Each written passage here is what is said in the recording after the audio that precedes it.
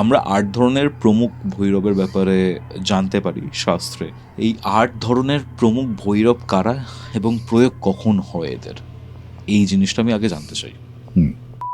ভৈরবের আশীর্বাদ পাওয়াটা খুব ইম্পর্টেন্ট। ভৈরবের ব্যাপারে জানতে পারি শাস্ত্রে। এই 8 ধরনের প্রমুখ ভৈরব কারা এবং প্রয়োগ কখন হয় এদের, এই জিনিসটা আমি আগে জানতে চাই। দেখো, আমি তোমাকে বলেছিলাম যে ভৈরব প্রয়োগটাকে মাথায় রাখবে। ভৈরব প্রয়োগ হচ্ছে পাওয়ার প্যাক। যখন অন্য অনেক কিছু শাস্ত্র, অনেক কিছু বিষয়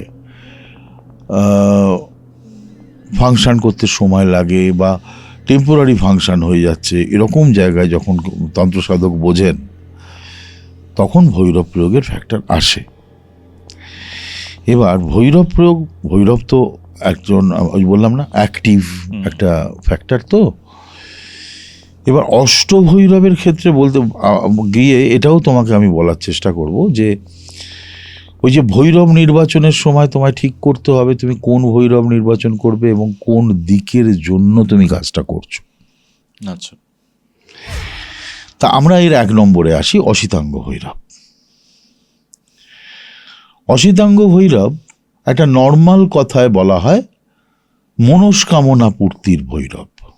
আচ্ছা, অনেকের অনেক রকম ডিজায়ার, উইশ, যদিও সেটা শুভ হতে হবে। অসিতাঙ্গ ভৈরবের ক্ষেত্র, সেই ধরনের ক্ষেত্রে অসিতাঙ্গ ভৈরব ক্রিয়া তার ক্ষেত্রে অনেক ফলদায়ক হয়। ঠিক আছে, উনি দক্ষিণ পূর্ব দিকের বিষয়কে মেনটেন করেন, মানে অগ্নিকোণের দক্ষিণ পূর্ব। হ্যাঁ, এবং মাথায় রাখবে প্রত্যেক ভৈরবের একটি করে ভৈরবী শক্তি থাকে। আচ্ছা, উইদাউট, ওই যে তুমি তখন জিজ্ঞেস করছিলে না যে কোনটা পাওয়ারফুল, সে অর্থে ওইভাবে বলাটা এই কারণে আমার পক্ষে অসুবিধে হচ্ছিল যে ভৈরব প্রয়োগ করতে গেলে ওই ভৈরবীর ফ্যাক্টরটাও সেই সময় এসে যায়, কারণ তিনি তো আবার সেই মহামায়াই। ওকে। অসিতাঙ্গ ভৈরবের ক্ষেত্রে তার ভৈরবী হচ্ছেন ব্রহ্মাণী। আচ্ছা, তো যদি তোমাকে ওই প্রয়োগ করতে হয় তাহলে একই সঙ্গে ব্রহ্মাণী শান্তিবিধান কল্প তোমায় করতে হবে। মানে শুধু তুমি বাপকে বলছো এটা আমার হচ্ছে না, এটা হলে চলবে না, মায়ের অর্ডার পেতে হবে। ওকে, মেক সেন্স। ঠিক আছে, তো আমরা দ্বিতীয় ভৈরবে আসব, রুরু ভৈরব। রুরু ভৈরব প্রয়োগের অনেকগুলো ভার্সেটাইল ফ্যাক্টরস আছে। রুরু ভৈরব বাস্তুর ক্ষেত্রে প্রয়োগ করা হয়, বাস্তু কারেকশনস উইদাউট রেনোভেশন। আচ্ছা আচ্ছা, আমি করেছি, করিও, যেখানে রেনোভেট করা পসিবল নয়, এরকম অনেক বাস্তু তো আছে। হঠাৎ আমি বলবো ওইটা ওখান থেকে তুলে নিয়ে ভেঙে দাও, ভেঙে দিয়ে ওখানে করো, এটা সবসময় মানুষের পক্ষে সম্ভব হয় না। তো সেক্ষেত্রে রুরু ভৈরব খুব এফেক্টিভ প্রয়োগ। আচ্ছা, ঠিক আছে। আর রুরু ভৈরবের আরও একটা প্রয়োগ আছে, যেখানে ধরো কোনো ফ্যামিলি দেখবে যেখানে সব আছে, অর্থ, সচ্ছলতা, গাড়ি বাড়ি, অনেক কিছু আছে, শিক্ষা দীক্ষা মান সব আছে, কিন্তু প্রতিটি মেম্বারের মধ্যে তুমি দেখো একটা অশান্তি বিরাজ করছে, আনস্যাটিসফ্যাকশন অলওয়েজ। প্রত্যেকের ওপর বিরক্ত, কারোর কোনোটাতে যেন ঠিক ভালো লাগছে না, তুমি কারণ খুঁজে পাবে না। ওকে, এরকম পরিস্থিতিটাও কিন্তু কোনো না কোনোভাবে নেগেটিভ এনার্জির ক্ষেত্রে হতে পারে। নেগেটিভ এনার্জি যদি কোনোভাবে ওই বাড়ির ওপর ছায়া ফেলে, অনেক সময় নজরদোষ তৈরি হয়। তো বহু মানুষের কুচিন্তা, কোনো ফ্যামিলি খুব ভালো চললে অন্য অনেকের ক্ষেত্রে সেটা আবার জ্বলনের কারণ হতে পারে। কারণ তুমি যখনই কিছু ভালো করবে, তোমার পেছনে অন্তত বেশ কিছু মানে ভাবনা তৈরি হবে অনেকেরই, যাদের সেটাতে মনে হবে তোমাকে পেছনে টানা উচিত, কেন তোমার ভালো হচ্ছে। এটা প্রত্যেক মানুষের জন্যই সত্য। কেউ কখনো একদম ভালো হচ্ছে আর সবাই তাকে তার ভালোকে বাহবা দিচ্ছে, অনেকে খুব কষ্টে বাহবা দিচ্ছে, তার ভেতরে হয়তো খুব কষ্ট হচ্ছে এই তার আপগ্রেডেশনের জন্য, কিন্তু তাকে বাহবা দিতে হচ্ছে। এই সবগুলোর প্রভাব বাস্তুর ওপর বা সেই বাস্তুর মেম্বারদের ওপর অনেক সময় পড়ে যায়। সেক্ষেত্রে রুরু ভৈরব প্রয়োগ দুর্দান্ত।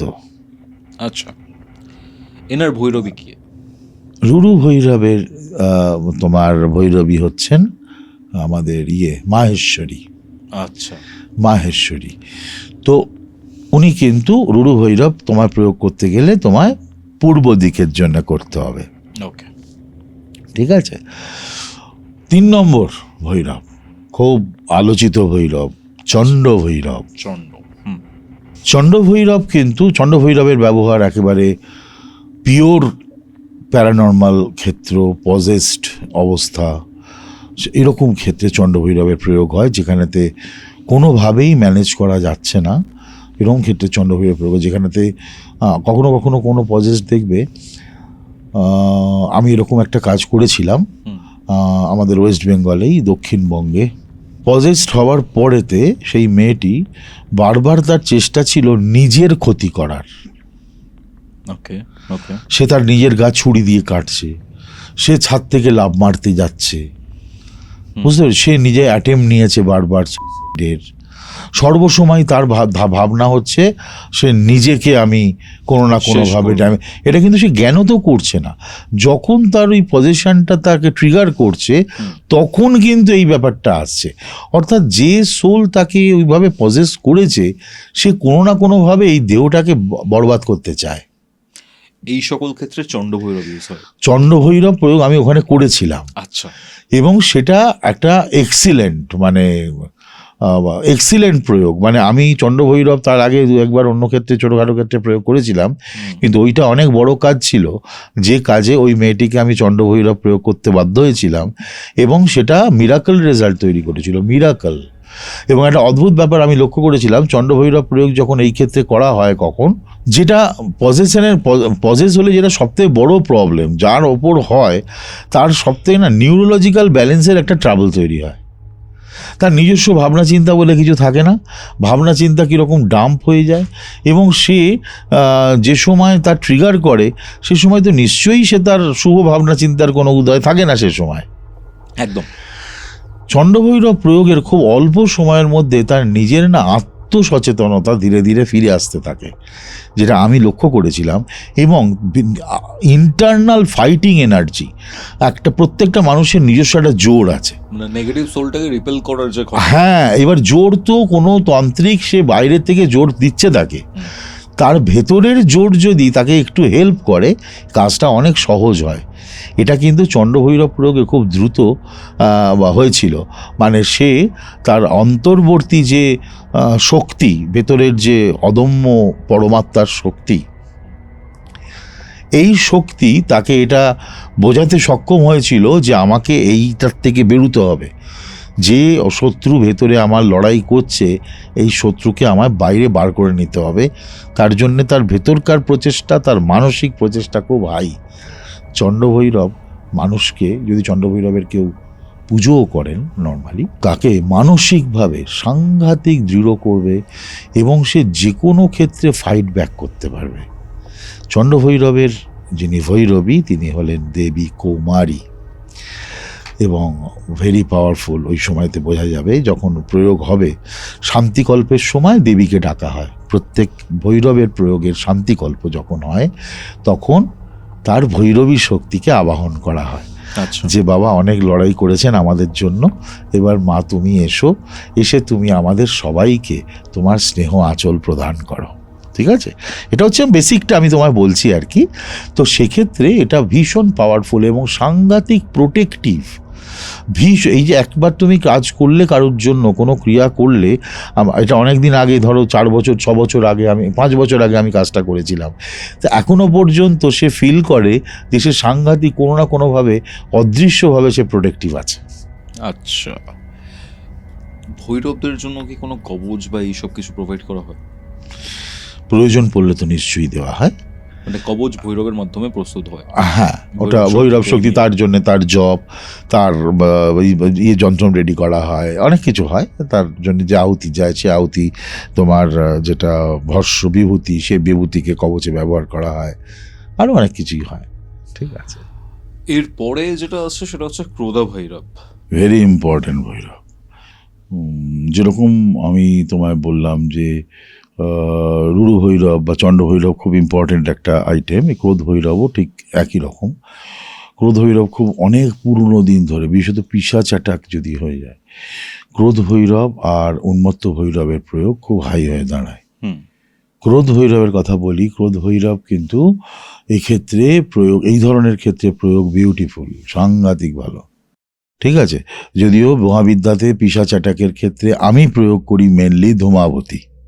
আচ্ছা। মেনলি কখনো কখনো ধূমাবতীর সঙ্গে সংকটমোচন মিশিয়ে, অথবা বগলামুখী এই তোমার ছিন্নমস্তার সঙ্গে বগলা সংকটমোচন মিশিয়ে করা হয়। কিন্তু একদম ফার্স্ট ক্লাস ওয়ার্ক যদি কেউ করতে চান, তাহলে ক্রোধ ভৈরব প্রয়োগ এই ধরনের ক্ষেত্রে বিউটিফুল প্রয়োগ। ক্রোধ ভৈরবের আরও ফ্যাক্টর আছে। ক্রোধ ভৈরবের নাম যতখানি ভয়ঙ্কর, বিষয়টা ততখানি ভয়ঙ্কর নয়। ক্রোধ ভৈরবের দিশা দক্ষিণ পশ্চিম, মানে উনি ওই দিকের প্রোটেক্টিভ দেবতা। আর একই সঙ্গে ক্রোধ ভৈরবের যিনি শক্তি, ভৈরবী শক্তি, সেটি হচ্ছেন লক্ষ্মী। ওকে। তো ক্রোধ ভৈরব কিন্তু একই সঙ্গে তার আশীর্বাদ যদি কোনোভাবে হয়, তাহলে একই সঙ্গে তুমি ওয়েলবিং যাকে বলে, সেটা কিন্তু দারুণ দারুণ। ঠিক আছে। নামে উনি ক্রোধ, মানে অনেকে ভাবেন উনি বোধহয় সবসময় রেগে আছেন, ওটা ঠিক সেরকম নয়। ঠিক আছে। ওই ব্যাখ্যাটা ওই রকমভাবে হয় না। মানে ক্রোধ ভৈরব, ক্রোধ কিসের ওপর ক্রোধ? যা নাকি অন্যায় বা যা নাকি কালো আধার, তার ওপর ক্রোধ থাকে। ক্রোধ তোমার ওপর আমার ওপর নয়। উনি কিন্তু তোমার অনেক কিছুকে ডিস্ট্রয় করবেন, ডিস্ট্রয়ের জন্য মুখিয়ে আছেন। কোনগুলো? অশুভ চিন্তা, অশুভ আবেশ, কুনজর, কোনো রকম মানুষের খারাপ নিঃশ্বাস, খারাপ কাজ, অনেক কিছু হয়তো সেইগুলোর ওপর থেকে ওনার ক্রোধ। কিন্তু তোমাকে তিনি কিন্তু আবৃত রাখবেন, তোমায় কিন্তু একদম কোলে করে নিয়ে যাবেন। ঠিক আছে। আমরা তো মহাবিষ্ণুর সাথে মা লক্ষ্মীকে কানেক্ট করতে পারি, তাহলে ক্রোধ ভৈরবের সাথে কিভাবে মা লক্ষ্মী আসেন? না, এখানে ক্রোধ ভৈরবের ভৈরব হচ্ছে মা লক্ষ্মী। দেখো, এখানে একটা কনসেপ্ট আছে।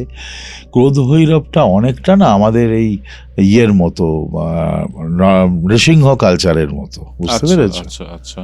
তো সেক্ষেত্রে দাঁড়িয়ে ওটা ভৈরব শক্তির ক্ষেত্রে ওনাকে ক্রোধ ভৈরবই বলা হচ্ছে আর কি। ঠিক আছে। তো লক্ষ্মী শব্দটা আমরা বলি শুধুমাত্র একটা ফিক্সড করে ফেলেছি আমরা, লক্ষ্মী বললেই এটা ওই রকম কিছু একটা মনে হয়, হালকা নরম তুলতুলে কিছু ব্যাপার। লক্ষ্মী বিষয়টা কিন্তু লক্ষ্য শব্দ থেকে এসছে। আচ্ছা। এই তোমার লক্ষ্য স্থিরতা যদি থাকে তবেই তুমি সাকসেস পাবে। তো সেক্ষেত্রে তিনি যে কোনো ভৈরবেরই শক্তি হতে পারেন, তাই না? উইদাউট এইমে কোনো লক্ষ্য পূরণই হয় না। নিশ্চয়ই। ঠিক আছে। তো মা লক্ষ্মী হলো লক্ষ্যের দেবতা। লক্ষ্য যার ডেফিনিট থাকে, যে তার প্রাপ্য বিষয়কে সমাধান করার জন্য দিনরাত এক করে মেহনত করতে পারে, লক্ষ্মী তার প্রতি সদা সবসময় থাকবেন, কারণ তিনি লক্ষ্যের দেবতা বলে। বুঝতে পেরেছ? তো যে কারণে এই গেল ক্রোধ ভৈরব। এরপর আমরা আসবো উন্মত্ত ভৈরবে, পশ্চিম দিকের দেবতা। ঠিক আছে। হ্যাঁ, উন্মত্ত ভৈরব।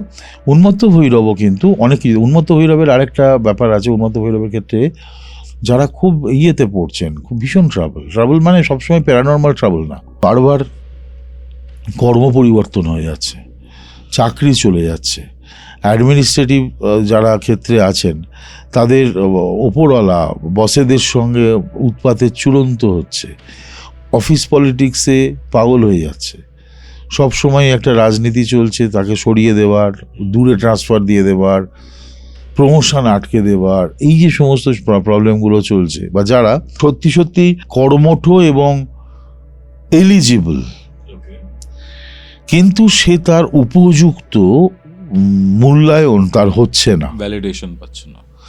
এক্ষেত্রে উন্মত্ত ভৈরবের আশীর্বাদ পাওয়াটা খুব ইম্পর্টেন্ট। উন্মত্ত ভৈরব ক্রিয়া এক্ষেত্রে খুব সুন্দরভাবে তার উপর কাজ করবে, তার জীবনের অনেক অঙ্কই বদলে দেবে। ঠিক আছে, অনেক অঙ্কই বদলে দেবে। এই উন্মত্ত ভৈরবের ক্ষেত্রে আরও একটা বিষয়বস্তু হচ্ছে, যারা ধরো কাজ করছিল, চাকরি করছিল, ব্যবসা যা হোক একটা করছিল, কিন্তু একটা দীর্ঘ সময় গ্যাপ পড়ে গেছে, চাকরিটা চলে যায় বা চাকরিটা ছেড়ে দেয় বা কিছু একটা প্রবলেম হয় বা ব্যবসাটা বন্ধ হয়ে যায়, দোকানটা বন্ধ হয়ে যায়, এরপর অনেক দিন ধরে নতুন কিছু করার চেষ্টা চলছে, কিন্তু বিরাট একটা লম্বা সময় খেয়ে গেছে পরবর্তী স্টার্ট আপটা নিতে। আচ্ছা, এইরকম সময় উন্মত্ত ভৈরবের ক্রিয়া দারুণ প্রয়োগমুখী, দারুণ কার্যকরী। উন্মত্ত ভৈরবের যিনি শক্তি, তার ভৈরবী শক্তির নাম হলো বারাহী। ওকে ওকে ওকে ওকে। ঠিক আছে, হ্যাঁ। তো এরপর আমরা আসবো কপাল ভৈরবে। ইনিও কিন্তু পিওর ওয়েলবিং এর দেবতা। ঠিক আছে, মানে টাকা পয়সা, অনেক কিছু, অ্যাবান্ড্যান্স, শারীরিক সক্ষমতা, প্রচুর রোগে যারা ভোগেন, ঠিক আছে, তাদেরকে সুস্থ রাখা, তাদেরকে শক্তি দান করা, এই সমস্তগুলোতে উন্মত্ত ভৈরবের অনেক মানে ভীষণ ভালো তার আছে, আপনার মহত্ব আছে, যে মহত্বে উনি খুব দারুণভাবে তাদেরকে একটা শিল্ডের মধ্যে রাখেন, যে শিল্ডে এই বারবার শরীরের ধকল যাওয়া, হ্যান যাওয়া, অনেকে সারাটা বছর যায় না, শুধু মেডিকেল, সেই জায়গার থেকে তাকে বাঁচানো, এই জায়গাগুলো কপাল ভৈরবের একটা বিউটিফুল ওয়ার্ক। কপাল ভৈরব অন্য অনেক ক্ষেত্রে ব্যবহার করা হয়, যেমন কপাল ভৈরবকে ব্যবহার করা হয় অনেক সময়তে মামলা মোকদ্দমার ক্ষেত্রেও, কিছু বিশেষ ধরনের মামলা মোকদ্দমার ক্ষেত্রে, যেখানে ধরো অনেক দিন ধরে লম্বা চলছে এমন কোনো মামলা, যে মামলার নিষ্পত্তি আর হচ্ছে না, এক্ষেত্রেও কপাল ভৈরব খুবই কার্যকরী। বুঝতে আচ্ছা পেরেছো? আচ্ছা। খুবই কার্যকরী কপাল ভৈরব। কপাল ভৈরবের ভৈরবী শক্তি হচ্ছেন দেবী ইন্দ্রাণী। ওকে, বাকি থাকছে আর দুটি ভৈরব, তারা কারা? আমরা শেষ দুটি ভৈরবে আসবো। এই দুটি ভৈরবের মজা হলো,